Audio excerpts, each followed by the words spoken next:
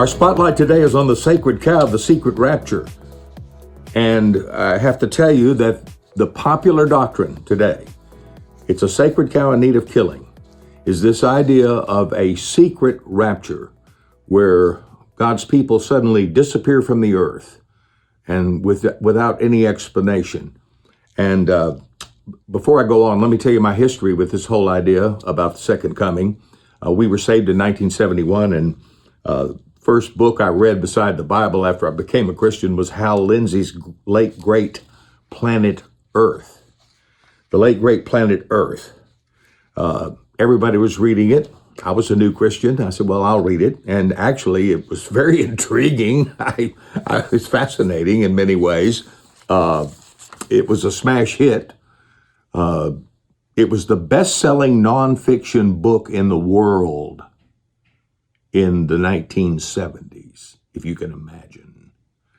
It sold 15 million copies and 28 million copies sold by 1990.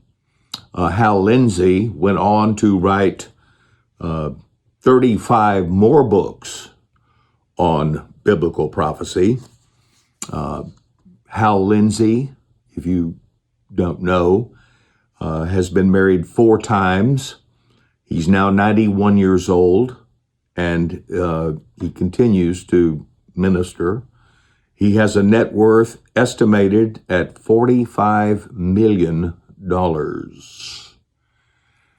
He said in an interview once, after having all this success, he said, "The future is big business." Hey, the guy can turn a phrase, let's face it. Hal Lindsey, a multimillionaire, writing these books. There's only one problem, friends. Not one of his prophecies have ever been fulfilled. Not one. One Amazon book reviewer said this about Lindsey and his 35 books. Every 3 years, Hal Lindsey writes a new book telling how the world will end in 5 years. Each subsequent book explains how he was not wrong in his previous book, and that the world will really end in 5 years.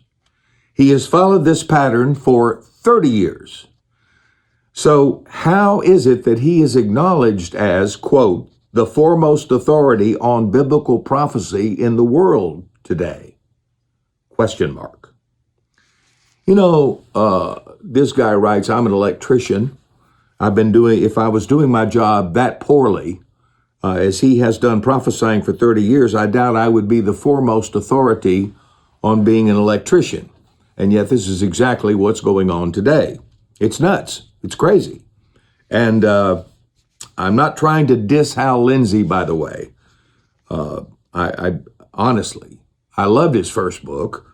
And in fact, I dare say I bought many copies of the book when it came out. Gave to my friends. I said, Jesus is coming back any minute. You better get saved. But a funny thing happened to me on my way to the Rapture. I began to read the Bible. I'll have to get more into this a little bit later, but I hope that we're able to provoke you to think and to begin to really question some of these teachings and doctrines that you've probably believed ever since you were born again because it's popular.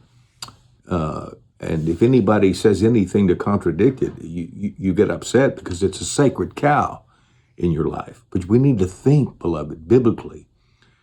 Bertrand Russell was not a Christian, but he said this: most Christians would rather die than think. In fact, they do die. We'll have more next time. Please go online and check out this series, Ask for the Old Paths. I think it's the best thing I've ever done. Hear the whole sermon series, and please let me know what you think. I'd love to hear from you. I really would. God bless you. Have a great day. We're going to win, folks. We're going to win.